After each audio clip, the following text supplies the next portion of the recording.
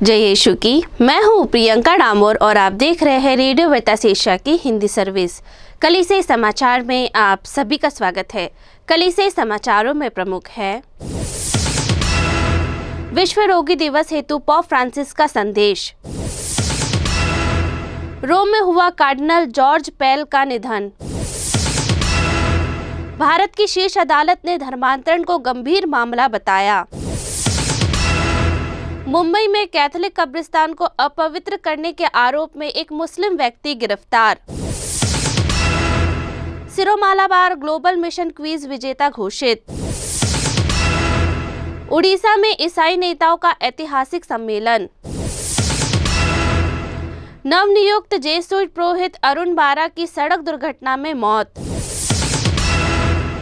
भारतीय अंतरधार्मिक नेताओं ने आदिवासी ईसाइयों पर हमले की निंदा की, हॉकी इंडिया के अध्यक्ष ने जमशेदपुर जेसुइट के साहसी मिशन की सराहना की।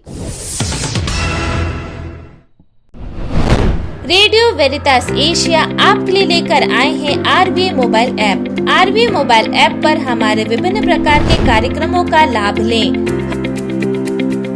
हमसे जुड़े और एशियाई ईसाईयत की आवाज का हिस्सा बने। आज ही ऐप स्टोर एवं प्ले स्टोर से आरवीए मोबाइल ऐप डाउनलोड करें। अब जानते हैं समाचार विस्तार से। विश्व रोगी दिवस हेतु पोप फ्रांसिस का संदेश। पोप फ्रांसिस ने 31वें विश्व रोगी दिवस के लिए अपना संदेश जारी किया है तथा कैथोलिकों से अपील की है कि वे भले सामारी के आदर्श को अपनाते हुए रोगियों के प्रति सहानुभूति रखें एवं उनकी देखभाल करें जब दुनिया उन्हें दरकिनारा करती है। पोप फ्रांसिस ने विश्वासियों को निमंत्रण दिया है कि वे सच्चाई पर चिंतन करें कि दुर्बलता एवं बीमारी के अनुभव के द्वारा ही हम ईश्वर के तरीके से एक साथ आगे चल सकते हैं। रोम में हुआ कार्डिनल जॉर्ज पेल का निधन। अर्थव्यवस्था सचिवालय के सेवानिवृत्त प्रीफेक्ट ऑस्ट्रेलियाई कार्डिनल जॉर्ज पेल का मंगलवार शाम लगभग 9 बजे रोम में निधन हो गया। वे 81 वर्ष के थे। हृदय संबंधी जटिलताओं के बाद कार्डिनल की मृत्यु हो गई। कुछ दिन पहले उन्होंने संत पेत्रुस महागिरजाघर के प्रांगण में द्विगंत पोप बेनेडिक्ट 16वें के अंत्येष्टि याग में भाग लिया। 1990 के दशक में नाबालिग के यौन शोषण के आरोप पर ऑस्ट्रेलिया में उनके केस की सुनवाई के 2 साल बाद 2020 में वह रोम लौट आए थे। भारत की शीर्ष अदालत ने धर्मांतरण को गंभीर मामला बताया। भारत की शीर्ष अदालत ने जबरन और धोखे से धर्मांतरण को एक गंभीर मामला कहा है और उन्हें रोकने के लिए कदम उठाने में संघीय सरकार के शीर्ष कानूनी अधिकारी से सहायता मांगी है। न्यायमूर्ति एम.आर. शाह और न्यायमूर्ति सी.टी. रवीर कुमार की सुप्रीम कोर्ट की खंडपीठ ने 9 जनवरी को एक याचिका पर चर्चा करते हुए यह टिप्पणी की कि जबरन, लालच आदि द्वारा धर्मांतरण अगर ऐसा हो रहा है तो क्या किया जाना चाहिए, सुधारात्मक उपाय क्या है। अदालत ने अटॉर्नी जनरल आर वेंकटरमणी से इस मामले में न्याय मित्र या किसी अन्य रूप से बीजेपी के सदस्य और वकील अश्विन उपाध्याय द्वारा दायर एक जनहित याचिका पर सुनवाई कर रही थी, जिसमें बल और अन्य धोखाधड़ी के माध्यम से धार्मिक रूपांतरण की जांच के लिए एक राष्ट्रीय कानून की मांग की गई थी। मुंबई में कैथोलिक कब्रिस्तान को अपवित्र करने के आरोप में एक मुस्लिम व्यक्ति गिरफ्तार। मुंबई में कैथोलिक कब्रिस्तान में कथित रूप से 18 क्रॉस और मकबरों को तोड़ने के लिए एक दिन बाद 8 जनवरी को पुलिस ने एक मुस्लिम व्यक्ति को गिरफ्तार किया। दाऊद अंसारी को तब हिरासत में लिया गया था जब शहर के सेंट माइकल चर्च के पल्ली पुरोहित फादर बर्नार्ड लेंसी पिंटो ने घटना के तुरंत बाद एक पुलिस शिकायत की थी, जिसमें पुलिस से अपराधी को गिरफ्तार करने का आग्रह किया गया था। दोषी पाए जाने पर आरोपी को 2 साल तक की जेल हो सकती है। पुलिस उपायुक्त और जांच दल के प्रमुख मनोज पाटिल ने संवाददाताओं से कहा, हमने अंसारी को नवी मुंबई के कलम्बोली इलाके से कब्रिस्तान में क्रॉस तोड़ने के आरोप में गिरफ्तार किया है। अभी तक उसके कृत्यों के पीछे का मकसद स्पष्ट नहीं हुआ है। सिरो मालाबार ग्लोबल मिशन क्विज विजेता घोषित। सिरो मालाबार मिशन क्वेटेस्ट के विश्व विजेता मिशन पर एक ऑनलाइन प्रश्न उत्तरी प्रतियोगिता 11 जनवरी को घोषित की गई थी। धर्मसभा में इकट्ठे हुए धर्माध्यक्षों की उपस्थिति से सिरो मालाबार चर्च के केंद्रीय कार्यालय माउंट सेंट थॉमस कोची में घोषणा की गई थी। संडे स्कूल के छात्रों की श्रेणी में चंगनासेरी महाधर्म प्रांत की संतीना सीजो ने पहला स्थान हासिल किया। कोट मंगलम धर्म प्रांत के अगासा बोनी ने दूसरा स्थान हासिल किया। उज्जैन धर्म प्रांत के जोएल जोजो ने तीसरा स्थान हासिल किया।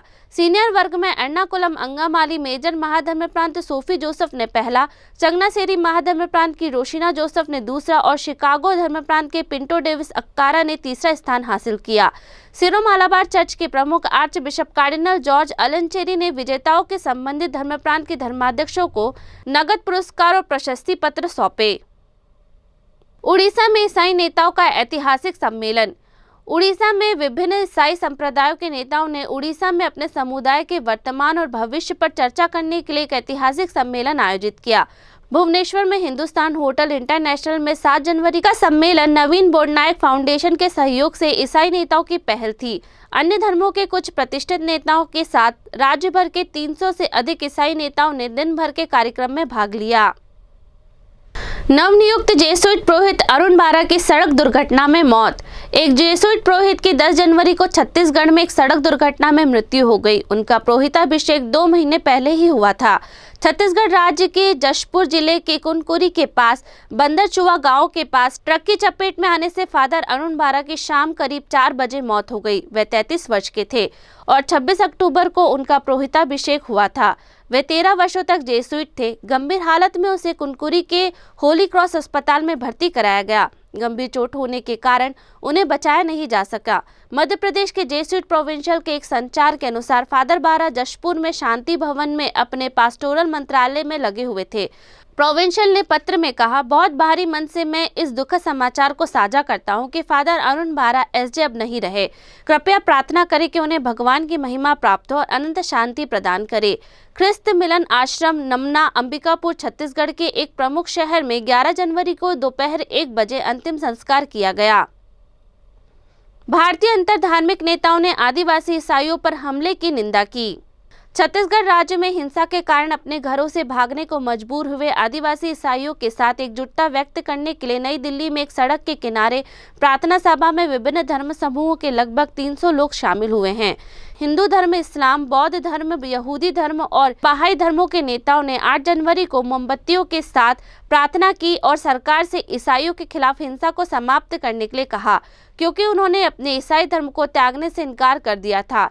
दिल्ली महाधर्म प्रांत के एक्यूमेनिज्म और इंटरफेथ डायलॉग आयोग ने अपने सेक्रेड हार्ट कैथेड्रल के सामने कार्यक्रम का आयोजन किया, जिसमें छत्तीसगढ़ के नारायणपुर और कोटगांव जिले के आदिवासी ईसाइयों की दुर्दशा पर ध्यान आकर्षित किया गया, जिन्हें हिंसा के कारण अपने घरों से भागने के लिए मजबूर होना पड़ा। हॉकी इंडिया के अध्यक्ष ने जमशेदपुर जेसुइट के साहसी मिशन की सराहना की।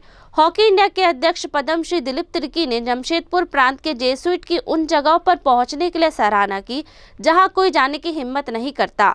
जमशेदपुर जेसुइट सोसाइटी के प्लेटिनम जुबली के अवसर पर आयोजित एक समारोह में तिर्की ने कहा, जेसुइट ने जंगलों और पहाड़ों की हिम्मत दिखाई और भगवान के मिशन को पूरा करने और हजारों बच्चों के उज्जवल भविष्य को आकार देने में सभी बाधाओं का सामना किया। भुवनेश्वर के लायोला स्कूल में 8 जनवरी के कार्यक्रम में उड़ीसा के युवा हॉकी आइकन मुख्य अतिथि थे। इस कार्यक्रम में बिशप, पुरोहित, धार्मिक और लोक धर्मियों सहित लगभग 1500 लोगों ने भाग लिया। इसी के साथ कलीसियाई समाचार समाप्त हुए। अगली बार फिर मुलाकात होगी नई खबरों के साथ। नमस्कार। रेडियो वेरितास एशिया आपके लिए लेकर आए हैं आरवीए मोबाइल ऐप। आरवीए मोबाइल ऐप पर हमारे विभिन्न प्रकार के कार्यक्रमों का लाभ लें, हमसे जुड़े और एशियाई ईसाईयत की आवाज का हिस्सा बने। आज ही ऐप स्टोर एवं प्ले स्टोर से आरवीए मोबाइल ऐप डाउनलोड करें।